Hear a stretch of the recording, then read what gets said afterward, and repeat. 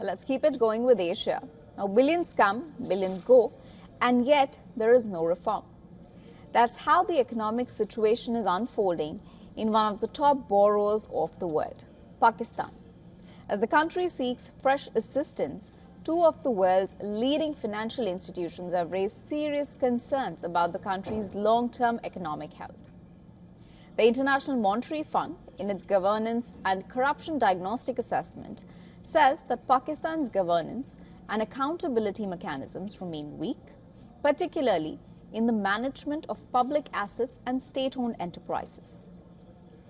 The World Bank, on the other hand, has echoed similar concerns. In its latest assessments, it says that Pakistan's tax system remains fragmented, local governments lack adequate resources, and institutional reforms have failed to keep pace with economic needs. The World Bank has also questioned the claims of poverty reduction, warning that rural communities continue to face mounting economic pressure. Against this backdrop, Pakistan has reportedly approached the United States for a $10 billion exchange stabilization facility, according to Reuters. The proposed 5-year arrangement would help strengthen foreign exchange reserves, stabilize the Pakistani rupee, and improve investor confidence while Islamabad continues implementing IMF-backed reforms. The request comes despite Pakistan already receiving substantial international financial support.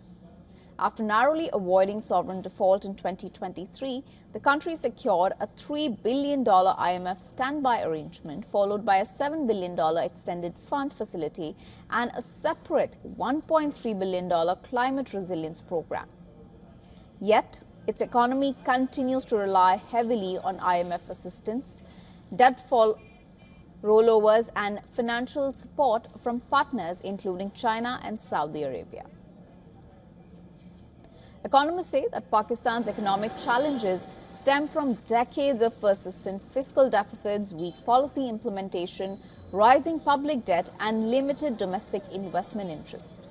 Now, interest payments consume a large share of government revenues, leaving less fiscal space for healthcare, education, and infrastructure. Another major concern is the outcome of the China-Pakistan Economic Corridor, or CPEC.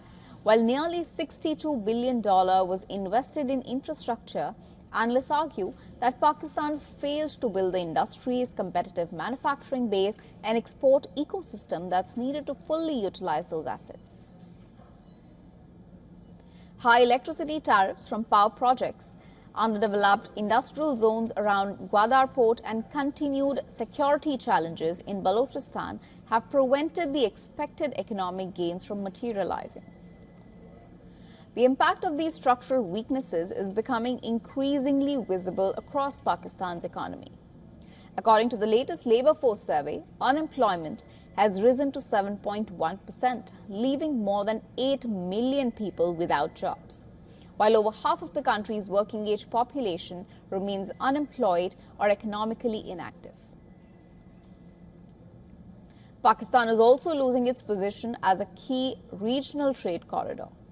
The World Bank says Afghanistan has sharply shifted its trade away from Pakistan following repeated disruptions along transit routes. India has emerged as Afghanistan's largest export destination. At the same time, Pakistan remains highly exposed to external shocks.